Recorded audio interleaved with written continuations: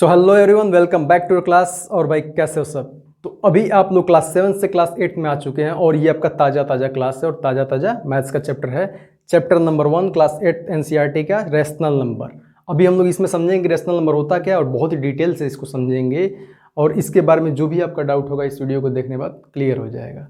तो हम लोग स्टार्ट करते हैं कि रेशनल नंबर किसे कहते हैं। तो हमारा टॉपिक रहेगा रेशनल नंबर। Rational number.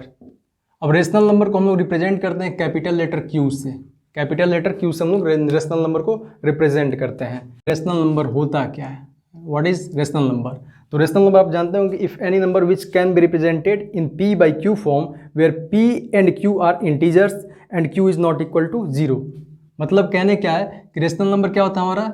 ऐसे नंबर जिनको हम लोग पी बाई क्यू के फॉर्म में रिप्रेजेंट कर पाएँ और पी और क्यू हमारे दोनों क्या हो? इंटीजर्स हो। पी और दो क्यू क्या हो? हमारे इंटीजर्स हो। Okay, where Q is not equal to zero. Q क्या हो? हमारा जीरो के इक्वल नहीं हो। तो इंटीजर्स आपने प्रीवियस क्लासेस में पढ़ा होगा, वैसे इसमें मैं बताऊंगा कि इंटीजर्स होता क्या है। और यहाँ पे मैं बताऊंगा आपको कि पी बाई क्यू होगा यहाँ पे रेशनल नंबर, जहाँ पे क्यू हमारा जीरो के इक्वल नहीं होगा। तो क्यू हमारा जीरो के इक्वल क्यों नहीं होगा इसको हम लोग देखेंगे। तो एग्जाम्पल लेते हैं कि रेशनल नंबर क्या होगा। जैसे हम कहें कि 1/3 तो ये हमारा रेशनल नंबर हो गया। 4/5 ये हमारा रेशनल नंबर हो गया। -5/3 ये हमारा रेशनल नंबर हो गया। ये सभी हमारे रेशनल नंबर हैं। ओके, और यहाँ पे अगर हम बात करें कि 2 हमारा रेशनल नंबर है तो आप कहेंगे 2 हमारा रेशनल नंबर नहीं है। क्यों नहीं है? कहेंगे आप पी बाई क्यू के फॉर्म में नहीं है, लेकिन ये पी बाई क्यू के फॉर्म में है। अब देखेंगे यहाँ पे 2 को हम क्या लिख सकते हैं? 2/1 तो पी बाई क्यू के फॉर्म में हो गया। अब यहाँ पे क्यू हमारे जीरो तो है नहीं, तो किसी भी नंबर के नीचे हम लोग 1 लगा सकते हैं। जैसे 4 में कहूँ तो 4 भी हमारा रेशनल नंबर है। 4/1 पी बाई क्यू के फॉर्म में हो गया। अब यहाँ पे हम लोग क्या देखेंगे? अब यहाँ पे देखेंगे हम कि ये हमारा क्यू जीरो की इक्वल क्यों नहीं होना चाहिए। जो ये नीचे वाला क्यू है ये जीरो की इक्वल क्यों नहीं होना चाहिए।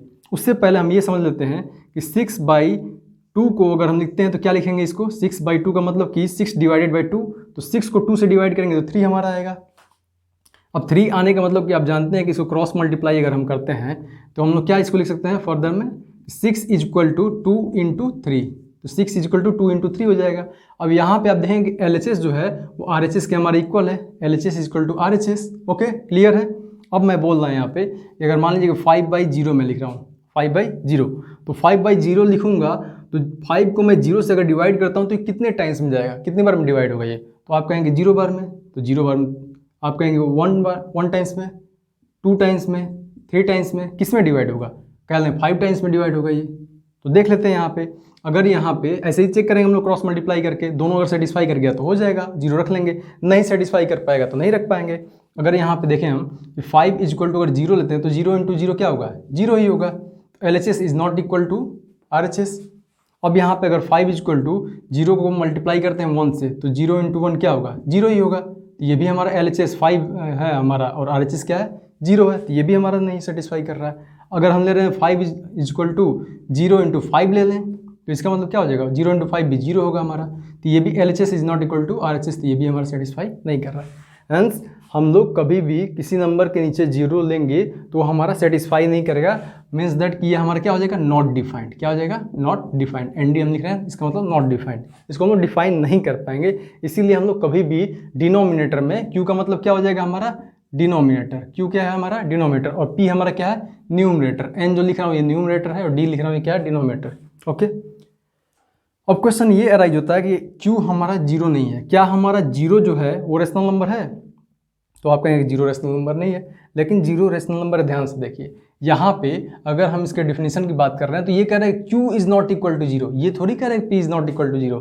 अब 0 को हम ये भी तो लिख सकते हैं कि 0/1, तो 0/1 का मतलब क्या हो जाएगा? 0 हो जाएगा ना? चेक कर लेते हैं इसको।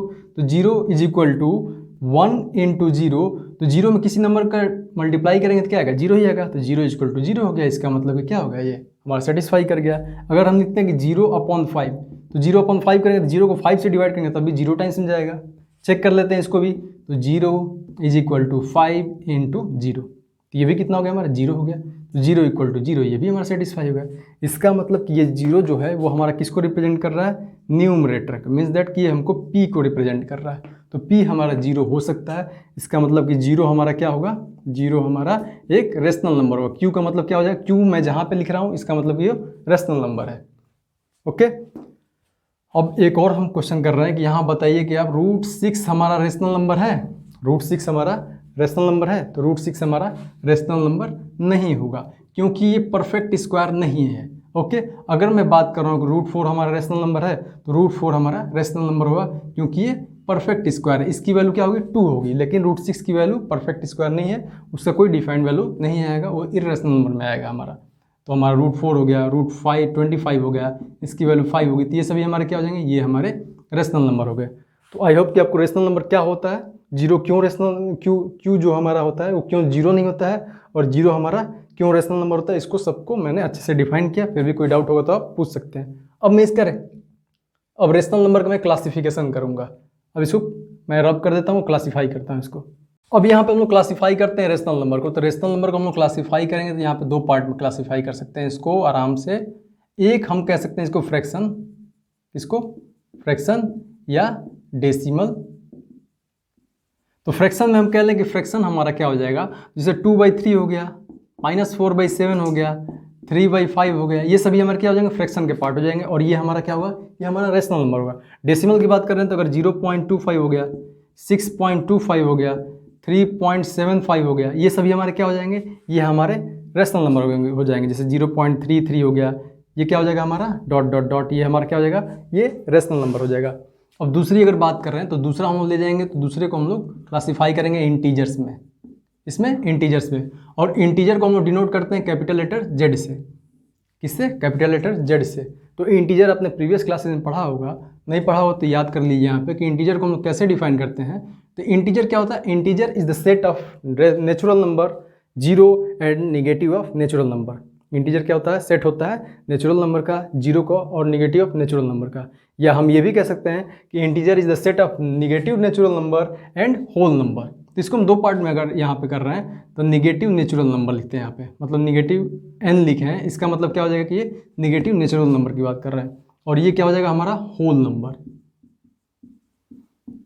इसको हम कैपिटल लेटर W से डिनोट करते हैं होल नंबर को। ओके, अब होल नंबर को क्लासीफाई करेंगे तो होल नंबर के अंदर हमारा क्या आता है, तो होल नंबर बना होता है 0 और प्लस नेचुरल नंबर से। 0 और नेचुरल नंबर मिल के क्या बनता है हमारा होल नंबर, और नेचुरल नंबर को हम लोग कैसे डिनोट करते हैं, कैपिटल लेटर N से। ओके, तो ये हो गया हमारा नेचुरल नंबर। ओके, अब मैं एक नंबर लाइन पे आपको दिखा देता हूँ। ये नंबर लाइन मैंने बनाया और बीच में 0 हो गया, और ये 1 2 3 4 5 डॉट डॉट डॉट, ये पॉजिटिव इन्फिनिटी, ये निगेटिव इन्फिनिटी, -1 -2 -3 -4 1 2,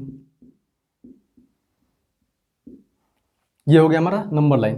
अब ये वाला जो पार्ट है 1 से लेके इन्फिनिटी तक, इसको हम लोग बोलते हैं नेचुरल नंबर। इसको क्या बोलते हैं हम लोग, नेचुरल नंबर। 1 से लेके इन्फिनिटी तक नेचुरल नंबर, और इसी नेचुरल नंबर को हम लोग क्या बोलते हैं, काउंटिंग नंबर भी। क्या बोलते हैं, काउंटिंग नंबर्स।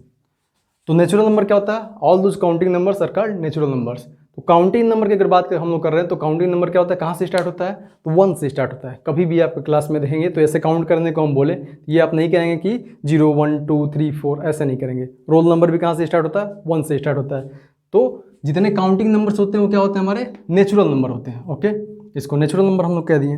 अब यहाँ पे 0 से लेके काउंटिंग नंबर, 0 से लेके काउंटिंग नंबर मतलब कि 0 से लेके नेचुरल नंबर, तो इसको हम होल नंबर कहते हैं। 0 प्लस नेचुरल नंबर, ये होता है हमारा होल नंबर। ओके, अब ये जो हमारा नेचुरल नंबर होता है इसको हम लोग क्या बोलते हैं, पॉजिटिव इंटीजर। क्या बोलते हैं, पॉजिटिव इंटीजर, और इसको Z+ से डिनोट करते हैं। ओके, अब यहाँ पे ये जो हो गया -1 से लेके -इन्फिनिटी तक, इसको क्या बोलेंगे, नेगेटिव ऑफ नेचुरल नंबर, या इसी को हम लोग बोलते हैं नेगेटिव इंटीजर्स। क्या बोलते हैं, नेगेटिव इंटीजर्स, और इसको Z- से डिनोट करते हैं। क्लियर है। अब यहाँ से लेके 0 से लेके और जो हमारा इन्फिनिटी है इसको हम लोग बोलते हैं नॉन नेगेटिव इंटीजर्स भी बोलते हैं, नॉन नेगेटिव इंटीजर्स। और यहाँ पे अगर 0 से लेके नेगेटिव इंटीजर्स, 0 से लेके इनफाइनाइट, नेगेटिव इनफाइनाइट तक बात करेंगे तो इसको हम लोग बोलेंगे non positive integers, non positive integers. Clear है। तो ये हो गया हमारा रेशनल नंबर क्लासिफिकेशन। अब इसमें हम देखते हैं क्लासिफिकेशन का फायदा हमको क्या मिलेगा। तो इसको हम एक घेरे में ले लेते हैं। घेरे में लेने का मतलब कि एक सर्किल हम बनाते हैं। अब यहाँ पे देखेंगे ये बड़ा वाला सर्किल किसको रिप्रेजेंट कर रहा है, जैसे ये आप रेशनल नंबर देख रहे हैं तो ये एक पेड़ की जड़ हो गई, जिससे पेड़ का तना निकला है। तो पेड़ की जड़ से 2 तने निकले हैं, जिससे इसमें फ्रैक्शन हो गया, एक इंटीजर हो गया। तो ये पूरा गोला जो है ये पूरा पेड़ का जड़ है, इसको हम लोग बोलते हैं रेशनल नंबर, जिसको क्यू से रिप्रेजेंट कर रहे हैं। इसके अंदर हमारा क्या आ रहा है, इसके अंदर हमारा आ रहा है इंटीजर्स। अब इंटीजर के अंदर क्या आ रहा है हमारा होल नंबर, और होल नंबर के अंदर हमारा क्या आ रहा है नेचुरल नंबर। होल नंबर के अंदर क्या आ रहा है हमारा नेचुरल नंबर। तो अब यहाँ पे क्वेश्चन क्या राइज होता है, आपसे पूछता है ट्रू और फॉल्स में कि all integers are rational number, all integers are rational number. तो आप देखिए कि ऑल इंटीजर रेशनल नंबर है, तो इंटीजर सभी रेशनल नंबर है, क्योंकि रेशनल नंबर के अंदर इंटीजर आ रहा है, रेशनल नंबर के अंदर इंटीजर आ रहा है। All integers are rational number, तो ये क्या हो जाएगा हमारा, ये हमारा ट्रू हो जाएगा। अब यहाँ पूछ रहा है दूसरा, अगर क्वेश्चन पूछेगा कि all rational numbers are integers, तो सभी रेशनल नंबर इंटीजर थोड़ी हैं, क्योंकि ये जो हमारा फ्रैक्शन पार्ट है ये इंटीजर नहीं है और इंटीजर अलग है, इंटीजर हमारा अलग है, फ्रैक्शन पार्ट अलग है। तो रेशनल नंबर में तो दोनों आ रहे हैं, और ये कह रहा है कि all rational numbers are integers, तो ये हमारा क्या हो जाएगा, ये हमारा फॉल्स हो जाएगा। क्या हो जाएगा, फॉल्स हो जाएगा कि ऑल रेशनल नंबर हमारा इंटीजर नहीं होगा, ये हमारा फॉल्स होगा। और दूसरा क्वेश्चन यहाँ पे आता है कि all whole numbers are integers, तो सभी होल नंबर हमारे इंटीजर हैं, सभी होल नंबर हमारे इंटीजर हैं, क्योंकि होल नंबर हमारे इंटीजर में आता है, तो ये ट्रू हो जाएगा। और इसका वाइस वर्सा क्या होगा, वाइस वर्सा कि all integers are whole number. तो क्या ये सही है, आप खुद देखिए, इंटीजर्स के अंदर आ रहा है निगेटिव नेचुरल नंबर जो कि होल नंबर नहीं है, तो ये हमारा क्या हो जाएगा, फॉल्स हो जाएगा। ओके, अब आगे क्वेश्चन पे चलते हैं कि all whole numbers are natural number, तो क्या सभी होल नंबर नेचुरल नंबर हैं। तो इसमें नेचुरल होल नंबर में हमारा 0 भी आ रहा है, और 0 हमारा नेचुरल नंबर होता नहीं है, इसका मतलब कि ये हमारा क्या हो जाएगा, फॉल्स हो जाएगा।